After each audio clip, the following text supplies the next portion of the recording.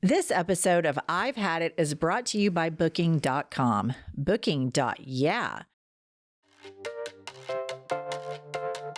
So are we supposed to start the podcast? Ready? 1, 2, 3. I can't tell if that was good or bad because the Mima, I think. do it again. I think you got it. I think you've got to do it again. I'll do it with you. Ready? 1, 2, 3. Better. Okay. Better because it's a better show if the clap's better, I think. It's a way better show. Way better. And I've noticed a lot of our commenters clap with us, they say. I love it when we go to live shows and everybody claps with us. That's fun for the whole family. Fun and family friendly here at I've Had It podcast. It really is. It really you is. have revolutionized clapping. All right, Mima, what have you had it with? Okay, what I've had it with is I have fucking had it. Ooh. When you do laundry and you only get one sock out. I'm tired of socks coming out of the laundry missing. I've had it. I bought all new socks over Christmas and I told everybody in my family, just let's throw away. If we just have one sock, let's throw it away. I bought all new socks. We're 3 months into 2024 and I'm already throwing socks away again because we can't keep pairs together.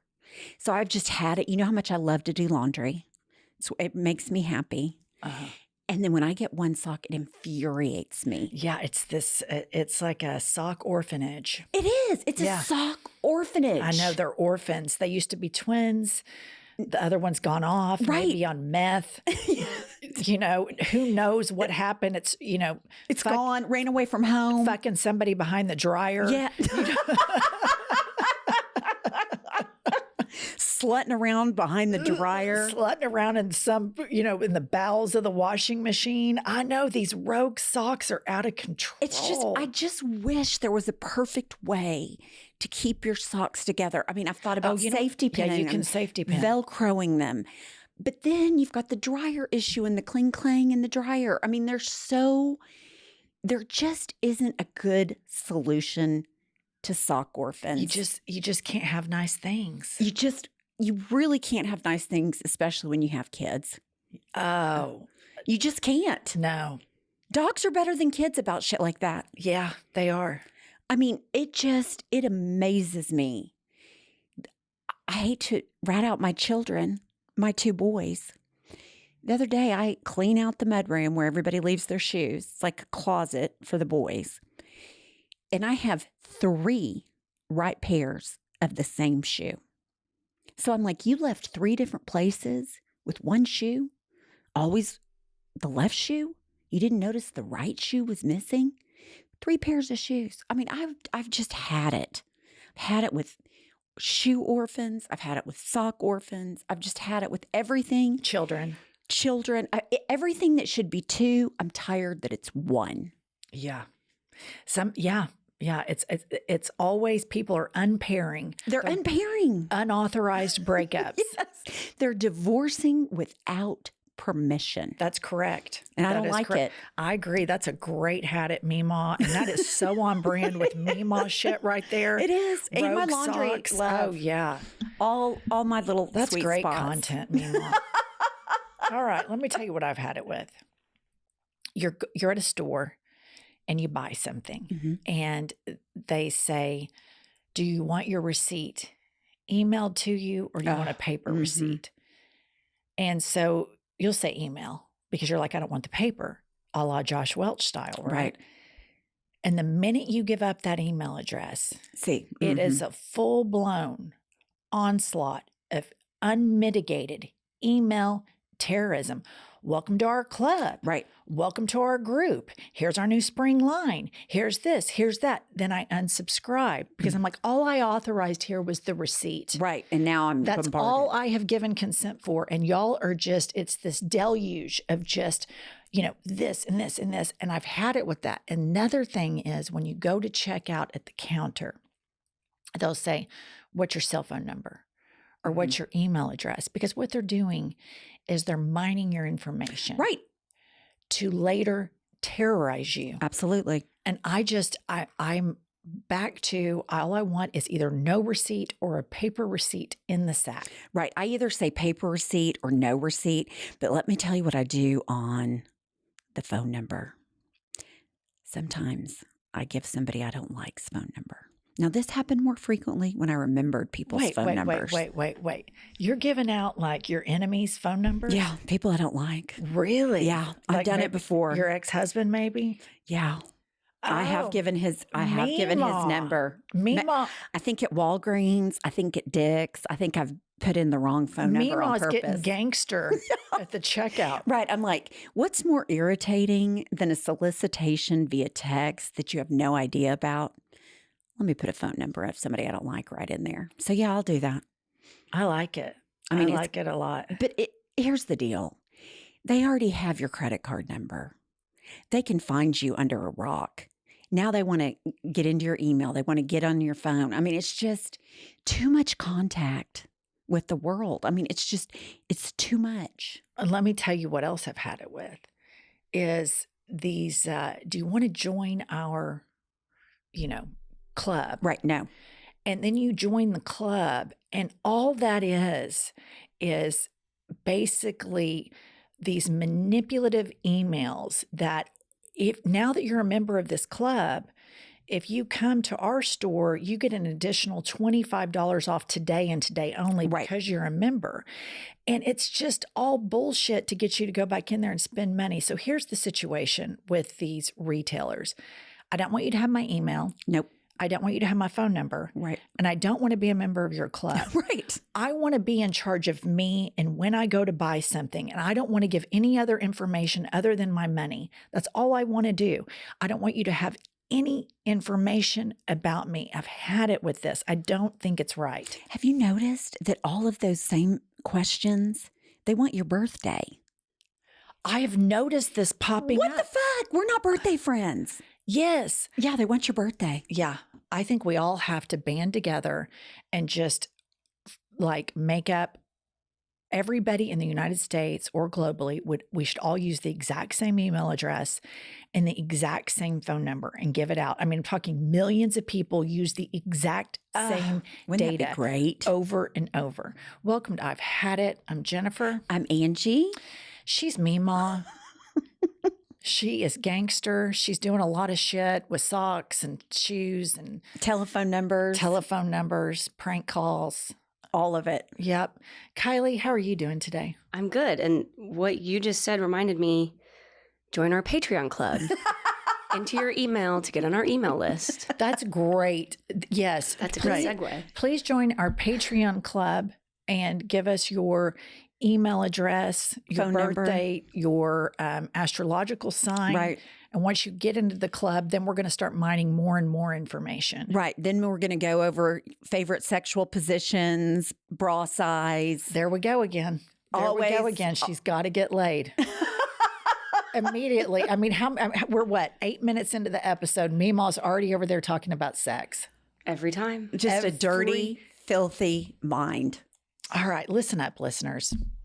First and foremost, we have now for however long we've had this podcast, a little over a year, we've been asking everybody, like, what are we going to be called? What are the listeners going to be called? And people are like, the Hadites, which we thought kind of sounded like a religious group. I'm not a big fan of religion, so we did away with it. There's been a lot of suggestions. And finally, there's a guy on YouTube named Jordan Sellers that I think we finally have a winner, ladies. It's a breakthrough. It is a breakthrough. And now our listeners are going to be called, there's going to be a huge blowback, but I still love it. The iHipsters. The iHipsters. I like it because we know that when you think of Meemaw, hipster. Exactly. I mean, it's just like nailed it. Exactly. That's why it's so bullseye. Right. Meemaw, iHipsters. Right. I mean, it's like hand in glove. All right. I have another update. Y'all remember the episode a couple of weeks ago where my husband, Josh Welch, was on it. And he talked about his tortured relationship with his coworker, the white lab, Milo. Right. Okay. The chief, what was he? The chief Happiness officer. Which I think is cute. Super cute.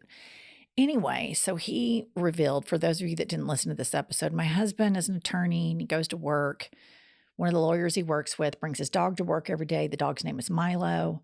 Milo stares at Josh while Josh eats his lunch. Josh has to share his lunch with the dog. He didn't want to share his full lunch with the dog, so he started bringing ham in his briefcase to work and putting it in the break refrigerator. And then when he would eat lunch, he would feed Milo his ham. He packed a little lunch for Milo. He did. And so Milo's vet comes by the office the other day. We use the same vet. And this vet, her name's Tiffany Sill in Oklahoma City, and she's called the Unleashed Vet. She comes to you, so you don't have to take your dog to the vet. So Tiffany goes over to check on Milo because Milo's one of her patients. Cha-Cha and Tubby are one of her patients. Clearly, she's a veterinarian to the stars. Absolutely. But I digress. She goes to give Milo his annual checkup. And after the checkup, the office manager of the law firm sent the following email to every staffed worker and attorney at this law firm. And it says, subject, Milo. Milo's vet was here to check him out, and he is overweight. Please do not feed him any more treats or scraps. He needs to lose weight. She said he can have 3 to 5 Cheerios as a snack. LOL. I have some of those for him. Sincerely. And then she signs her name, the office manager. And this reminded me, do you remember that little, you remember my dog Ruby? Oh, yeah. My little long-haired Chihuahua. Well, you know Josh killed her, right? Well, I mean, that's an overstatement. You know, Kylie, did I ever tell you Josh killed Ruby? You have told me this. And how did he do it? He fed her a bowl of spaghetti bolognese one night, a large bowl. She dropped dead of a heart attack in my closet. The next morning we woke up and Ruby was deader than a doornail. I think it's mean to say he killed her. There's no question that Josh killed Ruby. She could have been going to have a heart attack anyway. Okay, let's, what causes a heart attack? I mean, stress, heart defect. Let me go down this road. I know, but I just think it would just be awful to say he killed her. So for years, he had been overfeeding Ruby. She was chunky. He has a history of overfeeding animals. And so, you know, the boys and I to this day, we have Ruby's ashes, and we all know who killed Ruby, and it was Josh. He did. It sounds like he was trying to be a serial dog killer if it weren't for Tiffany. Yeah, and now he's bringing, you know, this ham, and then we got this email right here from the office manager. And I mean, you know, Milo's already gained all this weight. And I mean, I'm just telling you, Josh has a tendency to overfeed animals. We've got Tubby and Cha-Cha on a diet, and it just tortures him because he's just like, they just stare at me. I know. It tortures. Blaze is overweight. We've really been doing good. I think he's probably lost about 2 pounds. It's hard. It's hard not to feed him. I called Pumps yesterday, and I go, what are you doing? And she goes, I'm sitting in my car eating a sub sandwich. And I go, are you hiding from Blaze? And she was like, yep. It just sounds so depressing. It is. I mean, I'm sitting there in my garage with my car on, eating my sandwich because I don't want to have to tell the dog no. Well, and you don't want to kill him. I don't want to kill him. I'm like trying Josh to make him lose weight. Ruby. Right. Mm-hmm. And I'm really trying. I mean, I'm really, really trying with Blaze because we went to the dog park the other day. It was not good. I mean, several people commented on his obesity. Haircut? Nope. His obesity stands out more than his haircut. That poor Blaze. I mean, know, it's he's just so sweet. Do you suffer from having a parasocial relationship with 2 barely competent middle-aged women? If so, please go to I'veHadItPodcast.com or to any social media site. I'm talking X, formerly Twitter, Instagram, TikTok, etc., and click the link in bio and come see us at the Hot Shit Tour. Make your parasocial relationship real at the Hot Shit Tour. Right, Pumps? Tell them. It's so fun. We hope to see you there. You know, Pumps, Booking.com is so fabulous. They offer so many possibilities when you want to travel across the United States. From a relaxing beach resort to remote mountain cabins, the multitude of choices across the United States on Booking.com allow you to book whoever you want to be. I don't know about you, but I am definitely a different version of me depending on where I'm traveling and who I'm with. This spring, check out Booking.com for your ideal hotel or vacation home, no matter where you want to go in the United States. For me personally, I'm going to New York City, aka the Big Apple, and there's no way I could have so seamlessly scheduled this trip without using Booking.com. Book whoever you want to be on Booking.com. Booking.YEAH. All right, let me get off of that subject and get on to something that has been brought to my attention. And of course, it pertains to the number one thing that I love to hate, which are Stanley Cups. Mm-hmm. I knew it before you said it. Okay. Somebody in our Patreon club sent me a screen grab from Facebook Marketplace. So when you have Facebook Marketplace and Stanley Cups together, you get a lot of fuckery. Let me read to you some of the items that are for sale on the Facebook Marketplace. Okay. It says, Winter Pink Stanley Cup has been used with water and has a couple of bite marks on straw. Comes with a matching boot, $165. What? With bite marks. What kind of a freak leaves bite marks? What kind of freak drinks out of a Stanley Cup? This kind of freak. Here's another one. Sizzling Pink has been used with water a couple of times, a few bite marks on the straw, and it just goes on and on. All of these have these bite marks on the straw. That's weird. Well, I think somebody got wind of all this stuff going on Facebook. And this guy posts on eBay. And I found this one myself because I was bored one night and Googling about Stanley Cups. And I found my way to eBay.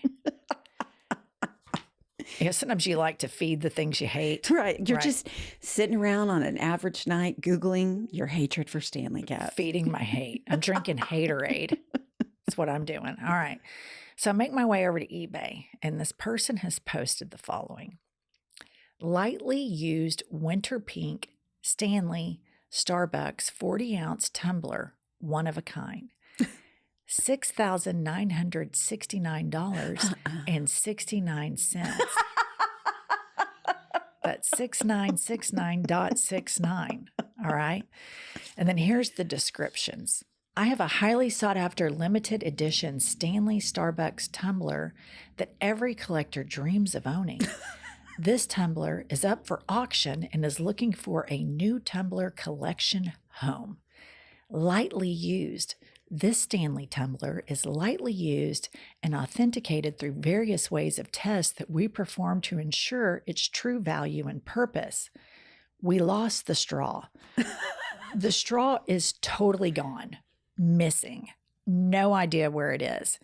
It was accounted for, but upon traveling, I am unable to find it at this time. There's a 6% chance that it might be found and included with the purchase. 6%? Paper instructions available. I almost threw the instructions away, but decided to keep them for now and will include them in the sale of this amazingly great condition Stanley tumbler. They are crumpled up, and I will not uncrumple them upon delivery of this great deal. The lid is mostly there. The lid went through some things, but it's primarily accounted for. There may be a few rather small pieces missing, but some glue and imagination could have them back together-ish in no time. Together-ish. Together-ish. The handle is not attached. As you can clearly see, the handle is currently not attached to the tumbler itself. It was upon the original purchase, but it unfortunately did not make it through the various light testing procedures I had for it. However, it does come along with the purchase, and I'm sure you can just use some tape to make it look as good as new-ish. The packaging is totally gone. I lost that right away. Which I appreciate. The sticker on the bottom got burned off by accident, but it will come in regular cardboard box upon delivery, not an envelope. Some dents and dings. As you can see, there were a few dents and dings along with a number of obvious scratches in various spots upon the tumbler. If anything, this just shows the authenticity of the tumbler being used on a daily basis and nothing more.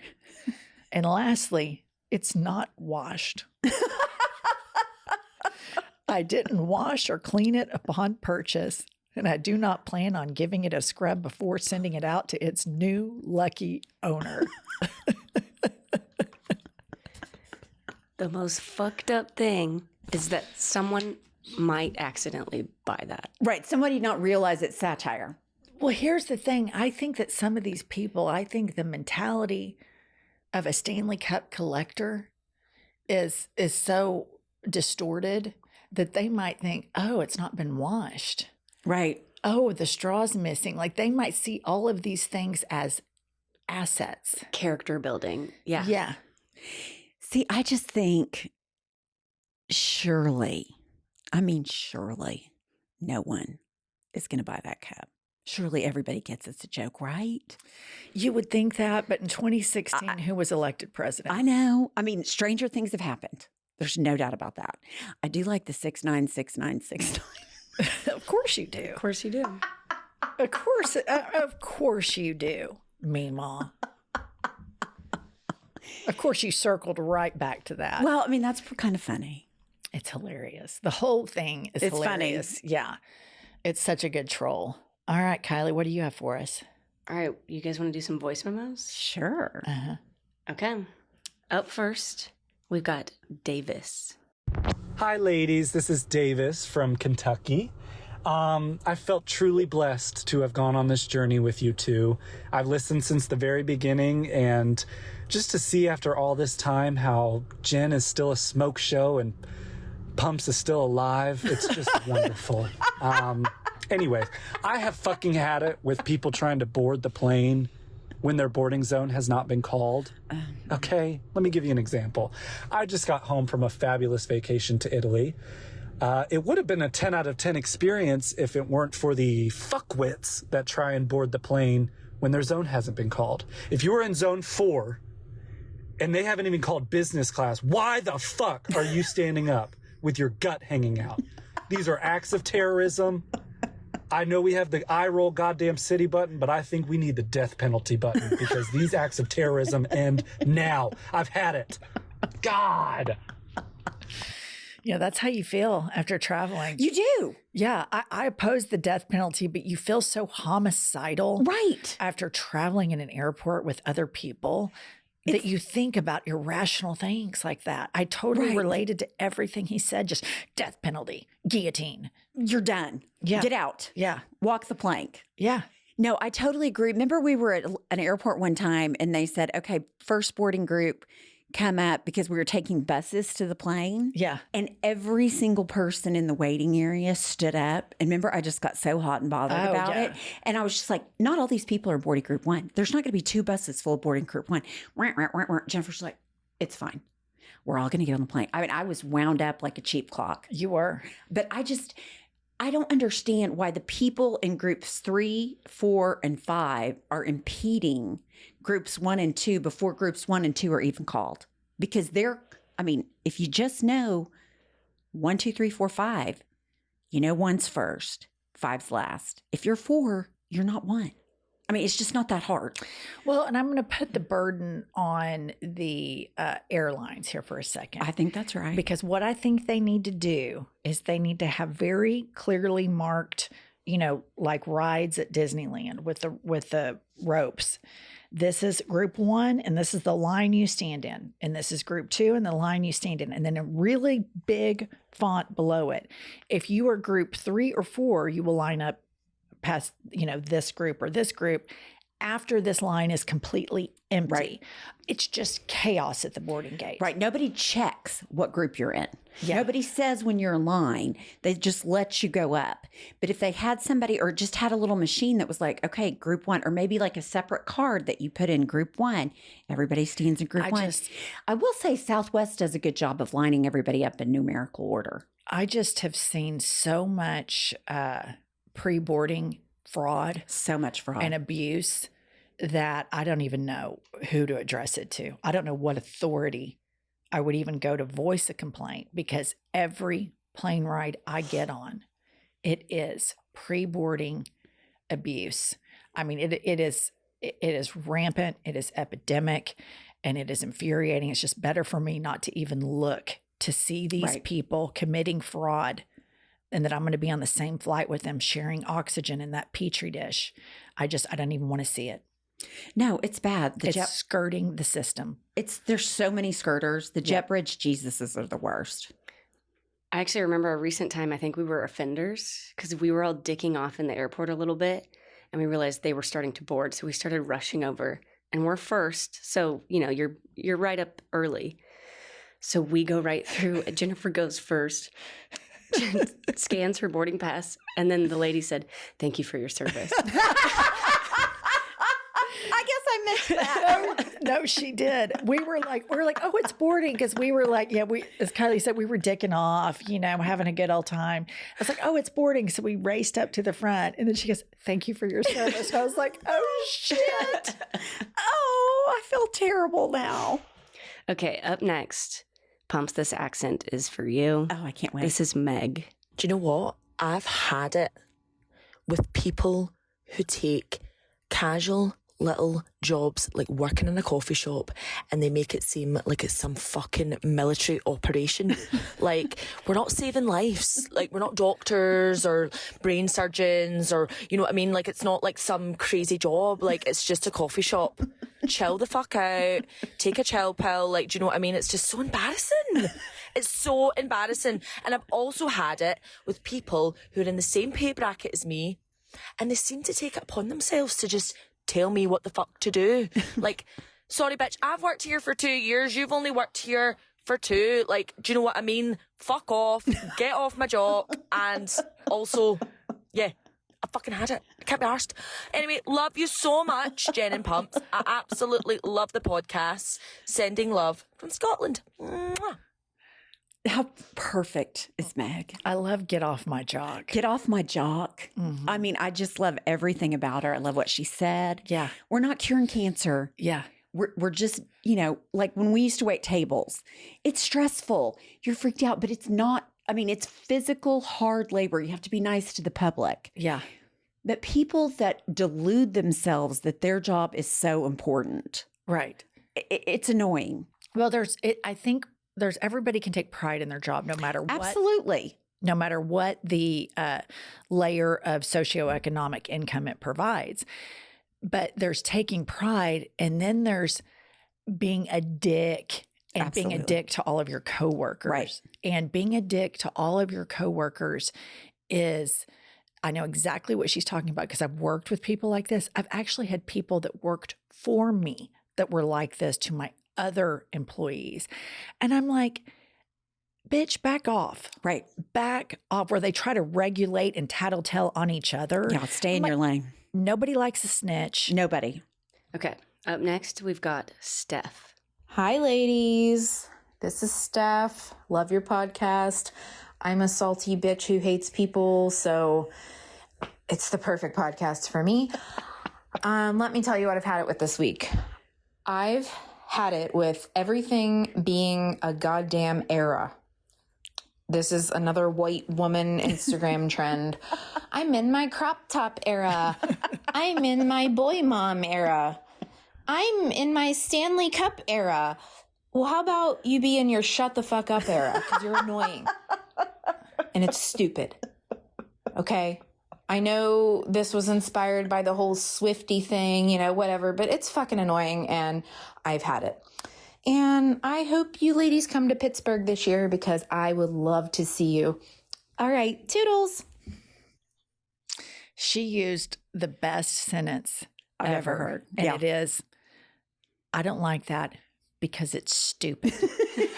It's just simple. Everybody knows what that means. Right. It's spot on. It is stupid.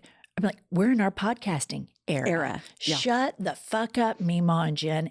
Everybody fucking knows it. Right.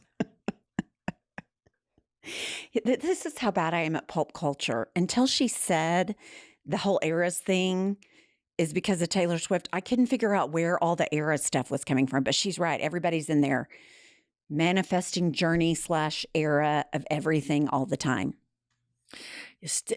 For those of you that need a sharp as a tack lawyer with rock solid deduction skills, do not hesitate for 1 second to call Mima to represent you in a court of law. That's right. But she's 1000% right. This shit where everybody is like trying to brand themselves on social media. Right.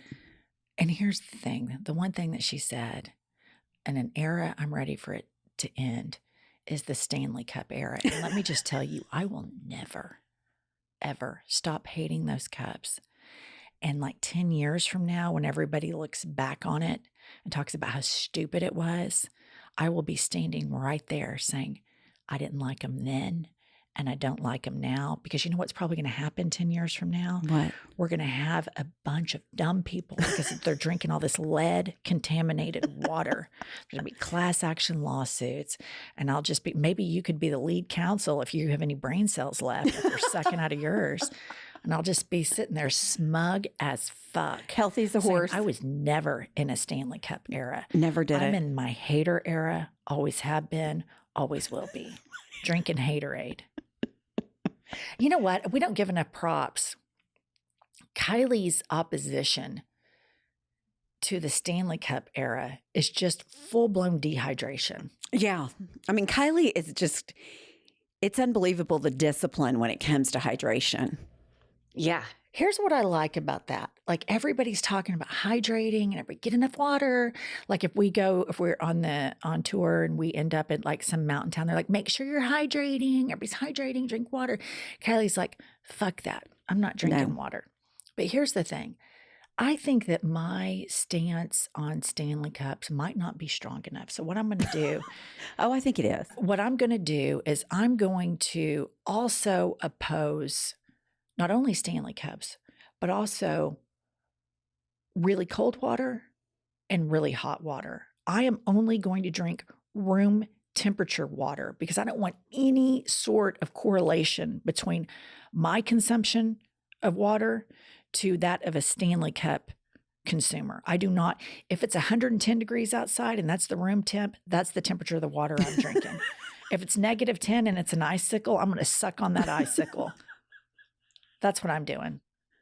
I'm having a hard time relating the temperature back to the Stanley Cup, but I will say. That's what everybody says. That's the whole thing. The temperature is that like that fraudulent video where it survived a car fire, which was clearly totally staged. And she dinks it around, and mind you, the plastic is all still perfectly intact.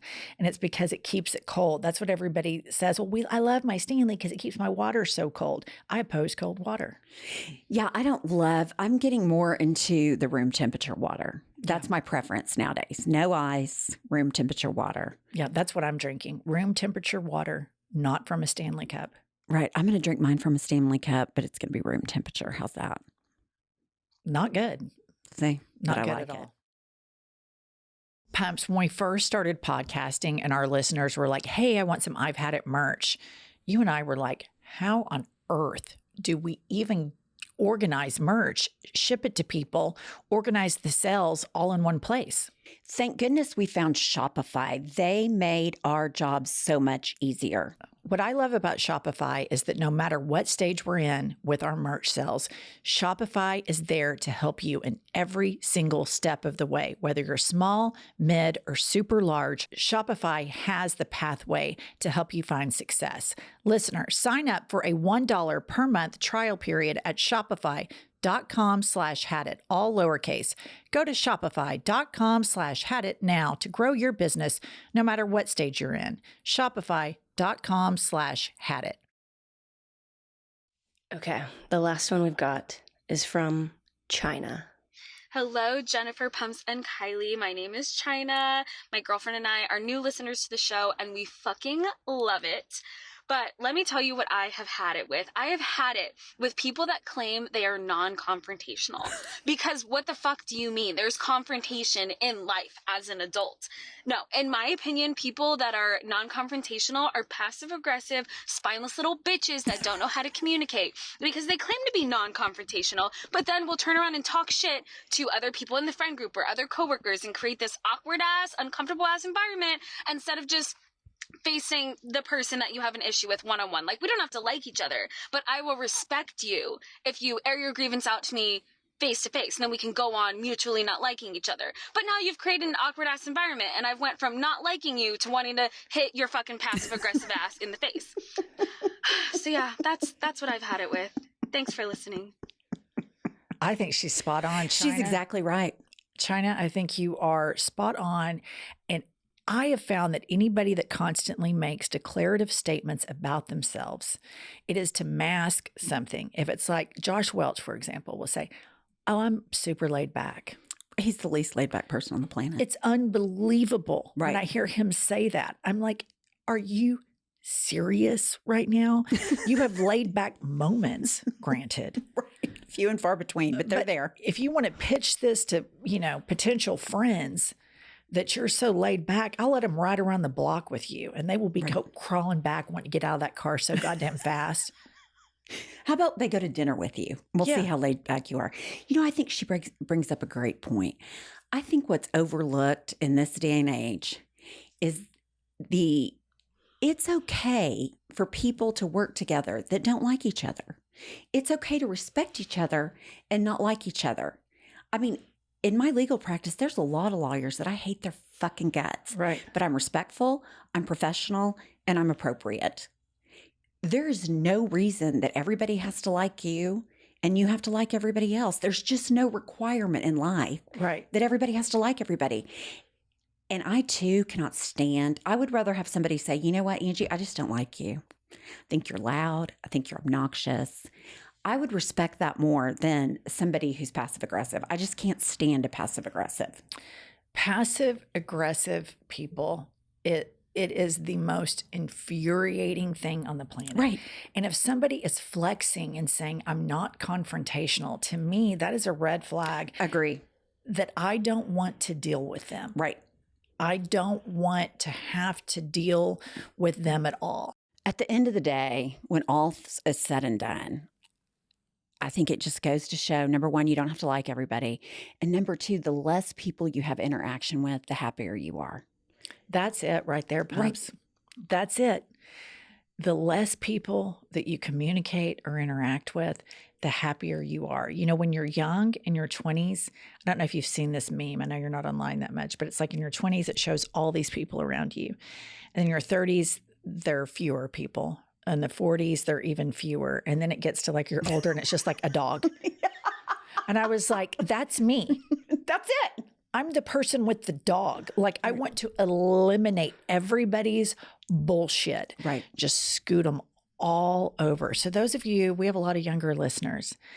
And if you really hate your friend's guts, just give it time. You'll get the guts to gingerly cut them out of your life and start drawing boundaries. It takes time because when you're young, you think, I've got to have all these people around me. Right. And then you have your kids and their parents, and you're just around a lot of people at that age. And the older you get, you just organically, the people that aren't like you just kind of seem to organically fall away from your life. Wouldn't you say that's right? Or do you think it's more concerted effort? I think that you're not as quick to return texts, not as quick to return phone calls, not as quick to, meet up, to agree to getting together. And then I think you just, like for me, when I'm around people and they'll say something like kind of crazy or whatever, I just think, I just don't think I'm going to hang out with that person again. I have a limited amount of time on this earth. And do I want to hang out with this nut? No. I really don't. I don't want to spend my time with this person. Right. And there is a freedom with age that you let yourself off the hook with that.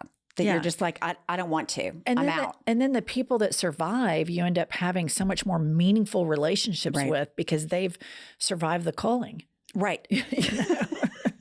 And I just think the older you get, the more you're around people that are like you. It just happens. You Yeah. just kind of find your people and it just kind of falls into place as you get older. Yeah, especially if you're a liberal in a red state. Your pool. You eliminate like 98% of the population really quickly.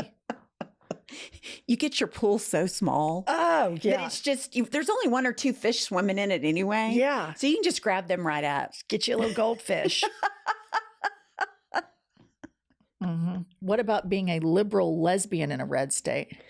There's a extra small pool. Yeah. So the problem is, what if you don't like people in that small pool? You only got slim options. So it's really tough pickings, you know? Yeah. You have a hard time making friends in Oklahoma? You know, I don't. I didn't think so. No. Yeah, you don't. Just so damn likable. You are. Everybody likes Kylie. I don't like confrontation.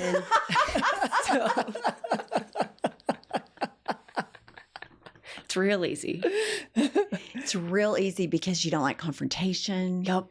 You don't like passive aggressive. Nope. You're just perfect. I'm just perfect. Yeah. Speaking of confrontation, those of you that have not made your way over to Apple to give us 5-star review, we're getting closer to our goal of 10,000. Are we? Noticed. Yeah, it was like 9,000 something. Anyway, we're getting closer. So go give us a 5-star review. Tell us what your astrological sign is, your social security number, your date of birth. You know, that's where we exclusively want to communicate with people. Join us on Patreon because you are now the iHipsters. iHipsters is a cool name. iHipsters is a cool name because our leader, Memo, is a hipster. nothing short of a hipster. I'm just a trend-setting hipster. That's just all there is to it. I don't think truer words have ever been spoken in the hours upon hours of bullshit that we've released onto the airwaves than that. I mean, She's in her hipster era. So go buy our merch for Mima. Join Patreon for Mima in her hipster era. that's right. You don't want to miss my hipster era on our Monday podcast on Patreon. Oh yeah, girl, please. We have Girl, please. we have a new podcast that we released. It's Patreon exclusive only, and it's called Girl Please. It comes out every Monday. It's pretty great. It's great. All right, everybody, Pumps, tell them. We will see you next Tuesday or Thursday or both.